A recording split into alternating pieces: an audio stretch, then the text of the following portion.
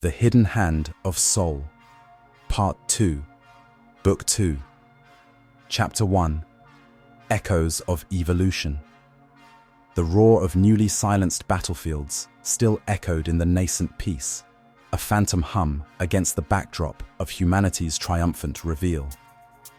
Earth, no longer the timid museum world, stood as the galaxy's unexpected titan, its angel fleet a silent, Obsidian testament to centuries of clandestine might. Yet, as the dust of war settled, and the strategic machinations of the Inner Quintet shifted from conflict to consolidation, another, older secret began to unfurl itself. This wasn't a product of hidden shipyards or classified research, but an organic, intrinsic response to the very fear that had birthed the grand deception. For generations, the scattered fragments of humanity had lived under a perpetual shadow. The Xylos, the Draconians, the Velar.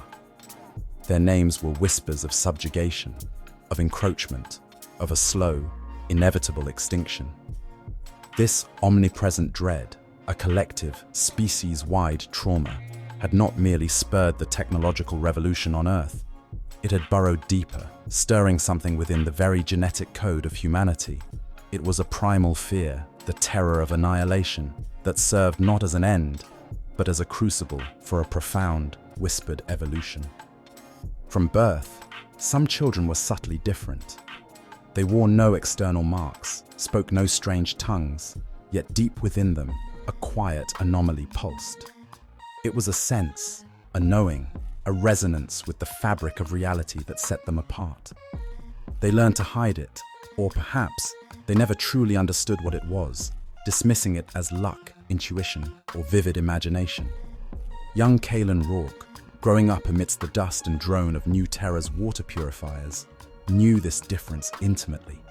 His earliest memories weren't just images, but feelings, a faint, unsettling hum in his mind whenever a pipe burst, a rock slide loomed, or a piece of machinery threatened to fail. It was never a clear warning, more an urgent whisper of wrongness that would push him instinctively to shift his weight, avoid a falling object, or simply not be in a particular place at a particular time. He often found himself standing slightly to the side when a beam collapsed, or arriving late to a gathering that suddenly erupted in chaos. He was simply lucky, his parents would say, a trait he learned to quietly cultivate, never questioning its true source, only thankful for its silent protection. But it left him feeling perpetually out of sync, as if he knew the punchline to a joke before it was even told, or saw the ripple before the stone hit the water. Miles away, on the humming, cramped comm station of Port Corvan, a young Elara Vance would lean over the flickering screens, her fingers tracing the holographic pathways of galactic data streams. She wouldn't consciously think about an anomaly, but a subtle warmth would spread through her fingertips, a faint buzz in her ears, whenever a message was corrupted, or a transmission carried a hidden, false payload. She'd instinctively reroute, recalibrate, or flag data that seemed off before the station's advanced diagnostics could even register a blip. Her supervisors praised her uncanny knack for efficiency, unaware that her intuition bypassed the logic gate, connecting directly to the truth beneath the static. She felt the flow of information like a river, knowing its currents and eddies with an inexplicable certainty. And on the verdant, besieged world of Viridia Prime, a girl named Lena Petrova found solace in tending to injured creatures. A stray field rodent with a broken leg, a bird with a wing torn by a storm. When her small, gentle hands touched them, a warmth would emanate from her palms. Not a searing heat, but a comforting glow, and the wounds would mend faster. The pain subside with an impossible swiftness. She never understood how she did it, only that she could. She loved the grateful chirps and the sudden stillness of peace in their eyes, unaware her touch wove the very threads of life back into place. These early manifestations were subtle, often dismissed, even by the gifted themselves, as quirks, luck, or an overactive imagination. But they were seeds, slowly germinating in the fertile soil of collective fear. The constant grind of alien oppression, the whispered threats, the relentless push for survival. It all built an unbearable pressure. Then came the war, a crucible of unyielding threat and desperate hope. The very acts of humanity's grand deception, the powerful energies emanating from the burgeoning angel fleet, the omnipresent heaven's walls, the shockwaves of the Guardian's impossible appearances, all resonated with these nascent abilities. The hum intensified, the intuition sharpened, the touch became more potent. The fight for survival pushed the bloom, transforming subtle differences into discernible powers. The Obsidian Cadre. Even before the visible blossoming, Earth's most clandestine strategists, the architects of the Grand Deception, had begun to notice anomalies. They weren't looking for magic, but for exceptionalism, minds that grasped impossible concepts, wills that bent to unwavering purpose, and instincts that defied logic. This led to the creation of the Obsidian Cadre, a highly secretive, unsanctioned military and strategic academy hidden deep within Earth's classified territories. It was a place where prodigies, often recruited under innocuous pretenses, were honed not just for conventional combat, but for a future only a select few could comprehend. Among the first, and arguably the most brilliant, of these recruits was Jian Li.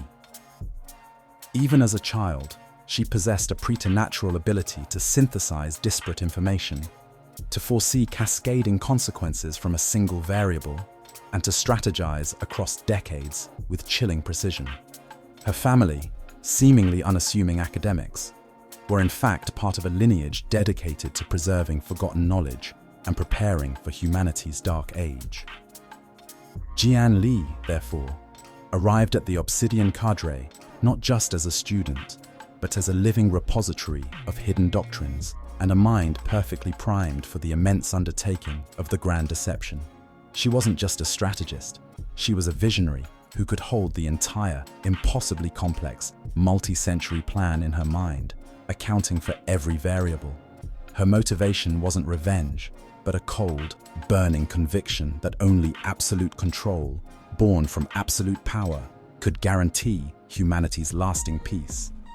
She quickly surpassed her instructors, moving from student to lead researcher, then to a pivotal figure in the cadre's evolution, always with an almost detached, analytical focus on the future. The Inner Quintet, architects of silence. Beyond Jian Li, 4 other minds, each exceptional in their own right, coalesced around the cadre's ultimate purpose, forming the foundational Inner Quintet. They were drawn from diverse backgrounds, but united by an unshakable belief in humanity's ultimate destiny and an unwavering loyalty to the centuries-long deception. Maeve O'Connell had been born into a family line tasked with preserving humanity's cultural and spiritual heritage, often in defiance of grim realities. She was originally a brilliant xenolinguist and cultural anthropologist whose work on ancient alien texts revealed cyclical patterns of galactic conquest and collapse.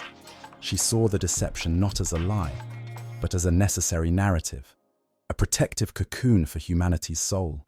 Recruited by the cadre for her profound understanding of alien psychology and human resilience, Maeve became the quintet's cultural compass, ensuring that while humanity built its fangs, it didn't lose its heart.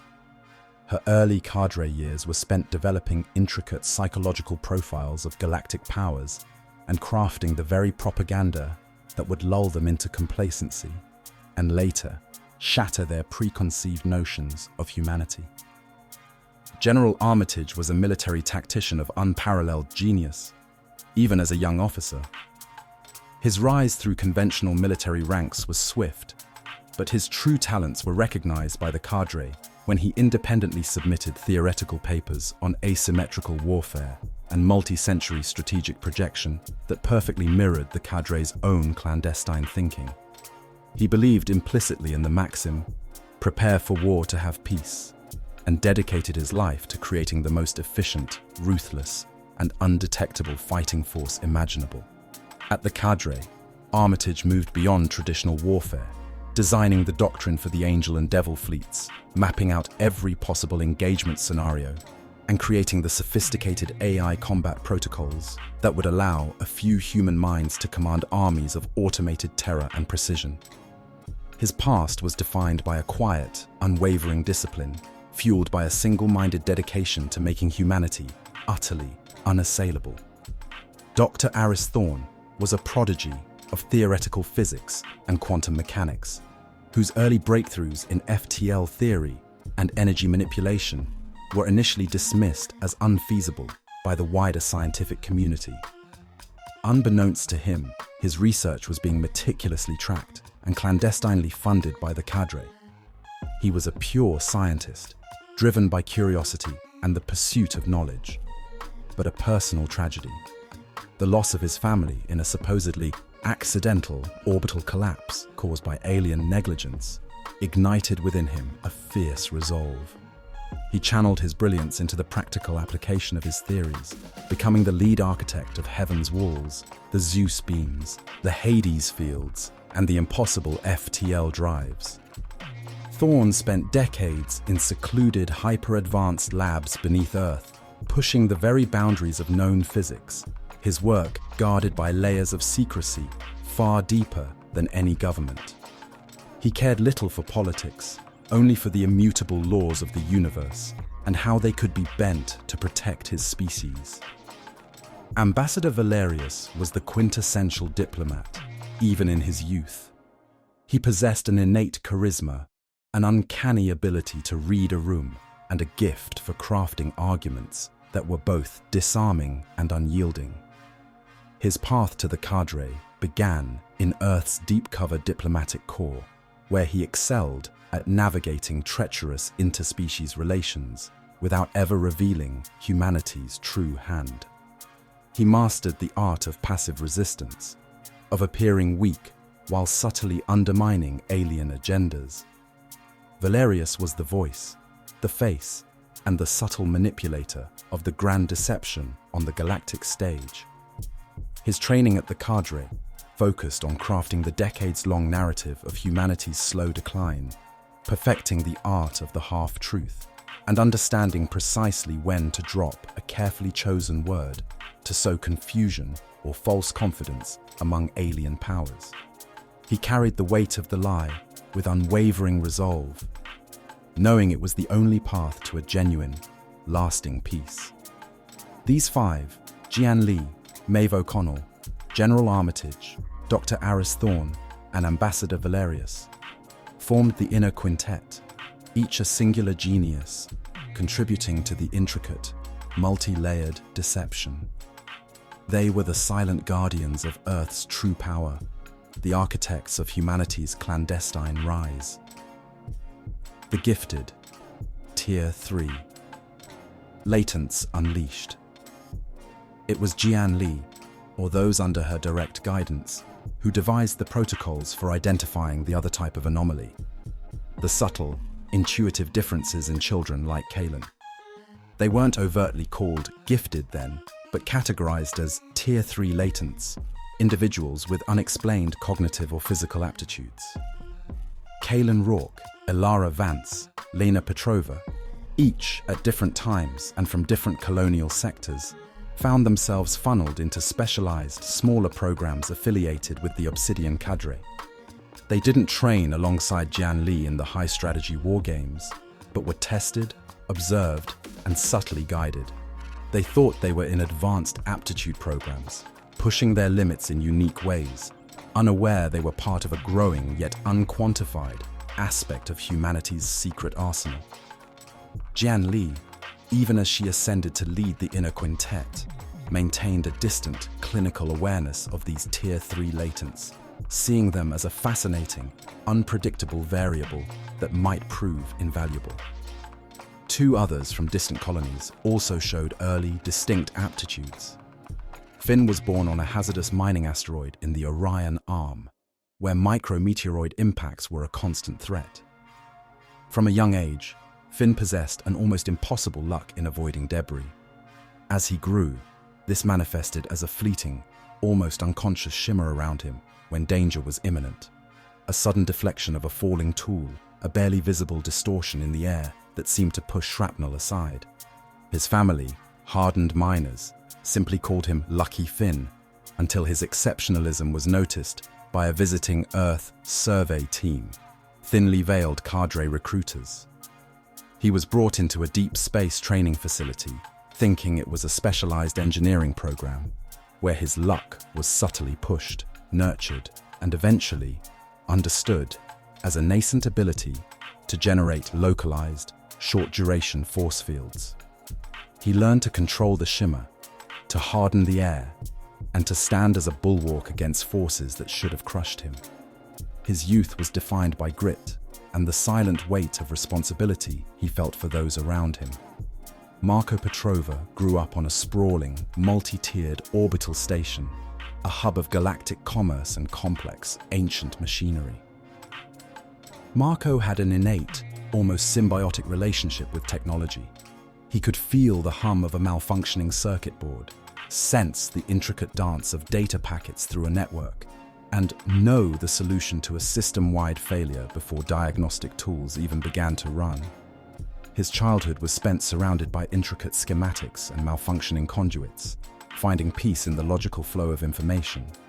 He was inducted into a cadre-affiliated program, disguised as a genius-level engineering apprenticeship. There, his intuition was systematically developed, turning him into a master of systems integration, a whisperer to complex machines.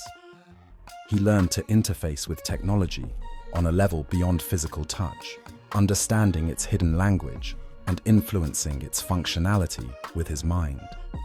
His background was one of silent mastery, a profound connection to the unseen logic that governed humanity's technological existence. And as the war raged, and the Guardians fought on humanity's behalf, something else began to happen. The gifted, isolated in their unique experiences, started to feel a connection, a shared resonance, a quiet understanding that transcended distance. The hum in Kaelen's mind was no longer solitary. It was an echo, a chorus, vibrating with similar energies across the scattered human worlds. Earth, even while orchestrating its technological marvel, began to subtly monitor these anomalies, recognizing their unexpected potential. A parallel organic evolution unfolding alongside their manufactured might. Now, as the galaxy reeled from humanity's true unveiling, these gifted individuals stood on the precipice of a new dawn. Their hidden evolution, once a solitary secret, was on the verge of becoming a celebrated truth, an intrinsic part of humanity's future in a galaxy forever changed. Book 2, Chapter 2, The Silent Ascent. For Jian Li, Maeve O'Connell, General Armitage, Dr. Aris Thorne, and Ambassador Valerius, their recruitment into the Obsidian Cadre was merely the initiation. The true induction began not in a sterile briefing room, but in the heart of a secret ship bay, carved deep beneath the Antarctic ice. The cavernous hangar, a cathedral of hyper-cooled steel and reinforced rock, was a desolate, sublime testament to Earth's hidden might. Arctic winds, controlled and contained, whispered faintly around the colossal berth where the Devil transport ship, Charon's Ferry, rested, the only vessel of its kind maintained on Earth. Its obsidian hull seemed to drink the light, absorbing it rather than reflecting, a perfect predatory silhouette against the ethereal blue glow of the hangar's containment fields. It was smaller than the fleet ships they'd seen in schematics, but its design spoke of an impossible, alien grace, utterly unlike any known human vessel. As they approached the gangway, the air around it thrummed with a barely perceptible hum, a faint echo of the quantum energies contained within. Dr. Aris Thorne, ever the scientist, was the first to react, his usual stoic demeanor cracking into a grin of pure, unadulterated wonder. "By the stars," he breathed, his voice barely a whisper. "It's perfect. The energy dampeners, the adaptive plating, the theoretical resonance fields. It's all real." He reached out, almost reverently, as if to touch the impossible physics made manifest. General Armitage's eyes, usually scanning for threats, widened with uncharacteristic awe. "This is it then," he murmured, a grim satisfaction settling on his features. The spearhead, the true ghost in the machine. His gaze wasn't on its destructive power, but on its silent, strategic superiority. Maeve O'Connell simply stared, her expression a mix of profound reverence and quiet sorrow. "Centuries," she whispered, her voice laced with the weight of generations. "Centuries of silence, distilled into this, a promise of salvation, cloaked in death." The beauty and terror of it seemed to settle on her equally. Ambassador Valerius, the master of composure, found himself speechless. His breath hitched as he took in the impossible lines of the vessel. He had projected an image of human weakness to the galaxy for decades, yet here, before him, was the very antithesis of that lie. The deception, he realized, ran even deeper than he'd known. And Jian Li, while her face remained a mask of controlled intent, allowed a flicker of something akin to pride to pass through her eyes. This ship was her vision, materialized. It was the living proof of the impossible made tangible, the first crucial step in humanity's final, violent reawakening. Its FTL jump drive possessed no known signature, appearing and disappearing from reality with a silent, quantum fold that defied galactic physics.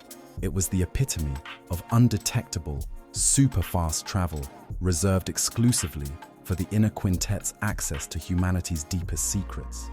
Should aliens ever arrive for a surprise inspection of the planet, Charon's ferry wouldn't just vanish. Its sophisticated AI pilot, directly linked to Earth's central defense network, would instantly initiate an emergency protocol, moving the ship off-world to the edge of the solar system. There, it would hide on an all-ice planet, a world of such extreme, crushing cold that most alien ships would be damaged or break apart from the sheer, unimaginable sub-zero temperatures. But today, it was their chariot into the heart of their secret empire. Inside Charon's ferry, the journey began, not through space initially, but through layers of hardened blast doors and descending elevators, deeper into the Earth's crust than any public record acknowledged. The descent was long, hushed, culminating in a colossal cavern of geothermal energy, where molten rock pulsed like a hidden heart, its glow illuminating intricate holographic projections. This was the Core Genesis Lab, a veritable underground ocean shielded by thousands of meters of rock and advanced cloaking fields, rendering it utterly undetectable by any known galactic scan. It was the beating heart of humanity's clandestine rebirth. Here, in the pulsating gloom, the quintet witnessed the centuries-long effort of the builders. These weren't singular genius inventors, but generations of dedicated scientists, engineers, programmers, and laborers who had lived their lives in subterranean complexes like this. Many were born and died within these shielded cities, their entire existence devoted to a singular, monumental task. They were the anonymous architects of humanity's future, guided by an unwavering faith in the grand deception.